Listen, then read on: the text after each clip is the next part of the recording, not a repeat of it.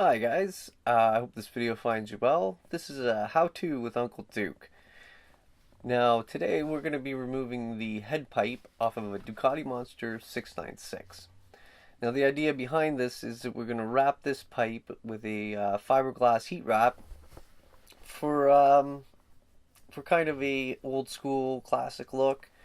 This pipe is just kind of out there and ugly and discolored, and just never really liked the way it looked. So we're going to give it a wrap, and hopefully it's going to look a little bit nicer and it won't take too much out of us.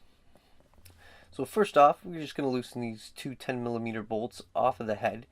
I'm going to use an open end wrench on this side and a small ratchet on this side. I just doing it this way because of clearance issues, and I don't want to damage anything when you're trying to make an improvement to your bike, and you don't want to damage anything else in the process. Nice and easy. First step, no problem for anyone. If you find these bolts are really grimed up and rusted, you can always spray it with liquid wrench the night before. It might make your life a little bit easier. So next up, we're going to move on to the heat shield. This is just held in place by 5mm bolts, and it's just a Allen key. It's a quick little turn to break the seal. That's it, and they just come right out. Very little effort, very little force involved. You can see there is two bolts, and underneath those two bolts there's two washers. On the other side of the heat shield there's another two washers and two spacers. One of the spacers just dropped onto the floor. Just take note of how they come out and how you're going to put them back in. And that's it. Two bolt clips go in there. Washer, spacer, heat shield, washer, bolt. Next up, the pipe clamp. That is what holds your header pipe onto your med pipe. There's a flared connection there, and it cinches down via the pipe clamp. Next to that is our O2 sensor. That's what's going to cause us the problems. So I'm just going to use a rag. You can also use your hand just to block the swing of the ratchet from damaging your frame. You don't want to nick it up. Just take your time. Work your way through the process step by step.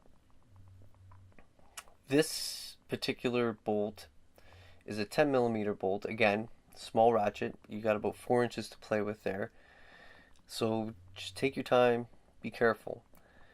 You don't want to back this bolt out too far so it pops out of the clamp. If that happens, I mean, you can get the bolt back in the clamp. It's just that you're working in a tight area, and you want to be careful not to have that happen. So you're going to back it out, give the clamp a wiggle, back it out a little bit more, see if you can get it onto the mid pipe. I got it fairly loose, and I felt like I still had quite a bit of thread left there. So there it goes. Task complete. Next, we're going to work the pipe off of the bike and work that O2 sensor into a more workable area.